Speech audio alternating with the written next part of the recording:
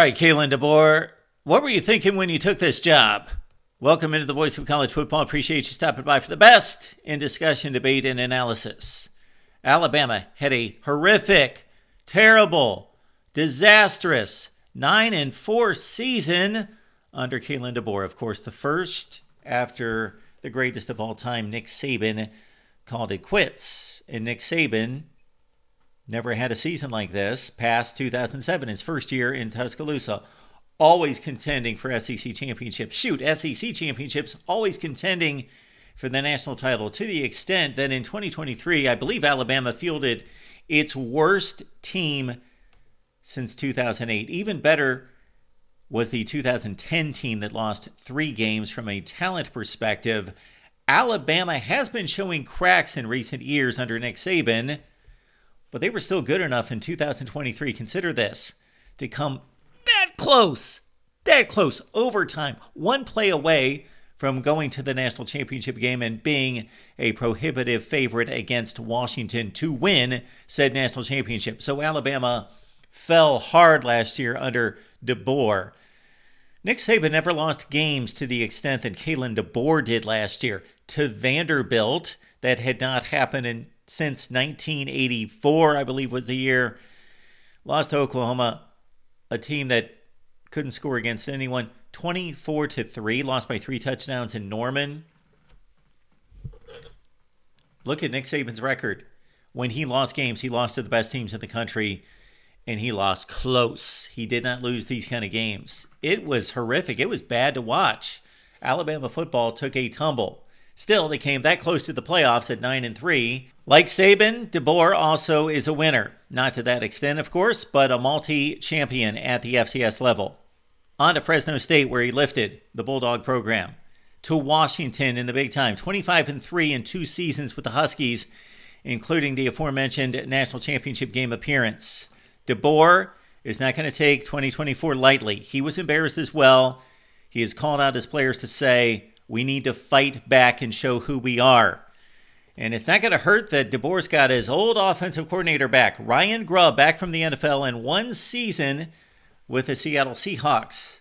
Grubb was the guy that engineered that Michael Penix high-flying offense to the national championship game. And he's got not Jalen Milroe to deal with, but a quarterback, regardless of who wins the job, that's going to be more like what he tried to mold with Penix and that passing game in Seattle.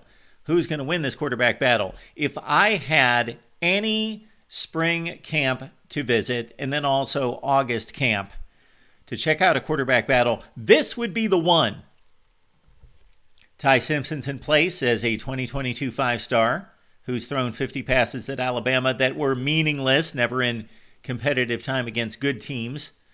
Then you also have Keelan Russell. He also the 5-star quality.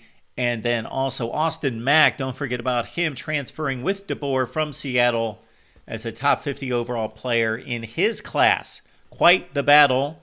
Simpson is expected to win it, but look out for Keelan Russell. The quarterback position is going to be more traditional in style, depending on who wins the job, than what we saw with Jalen Milroe. Jalen Milroe, inconsistent, obviously. He regressed from 2023 to 24, and pretty much the offense was on his back. This is going to be a more balanced attack where the quarterback distributes the football, looks to the running game. These running backs were quite frustrated, I believe, in playing in this offense where Jalen Milroe was the number 1 option as the runner, not just the passer, but many times the running back became a blocker, lead blocker, decoy, and Milroe, it was his show from top to bottom. That's going to be different this season, and Jam Miller is going to like the new role of just getting more reps and more time. 668 yards and 7 touchdowns. Of course, Bama loses the services of Justice Haynes to Michigan, but they bring back a host. Let's count them. 4 and 5 stars, including incoming freshman A.K. Deer to the running back position. For the past 3 or 4 years, the Alabama wide receiver core has not been up to standard. For the previous decade or so, Ohio State, Clemson, Bama, those were the schools with the high-flying wide receiver cores. But Bama, again, in the last 3 or 4 years has just been average at that position. No longer, of course, Ryan Williams was spectacular last season, but with the help of a more consistent quarterback, he should flourish. 48 catches, 8 touchdowns. He could rival Jeremiah Smith as the best wide receiver in college football if given the quarterback play that he needs.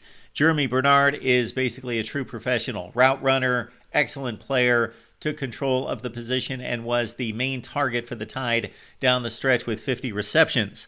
Also incoming, Isaiah Horton from Miami, where he caught 56 balls. I believe the Bama wide receiver core is better than it's been since 2021. Jamison Williams, John Mechie, and company. Offensive line, only 83rd in the nation in yards per carry. Lindy's number 1 offensive line coming back. Should be one of the better ones in the country with Caden Proctor and also Parker Brailsford up front, 2 of the best. Speaking of the best, what about the defense? Alabama spent much of the Saban era as arguably the best defensive unit in college football. They could emerge as one of the very top units, and I expect it actually.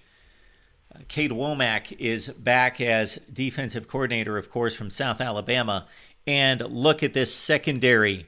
Damani Jackson at corner, opposite Zabian Brown. They are studs. Keon Sabb is a future first-round pick at safety, along with Bray Hubbard, who came down the stretch, starting the final 6 games for the Tide, and he was a playmaker at safety. NFL draft picks could have littered this defense moving on in the 2025 NFL draft, but they decided to stick around, and that is huge. Linebacker Deontay Lawson, 76 tackles, 7 TFLs. Justin Jefferson, 60 tackles at the linebacking position, 7 TFLs.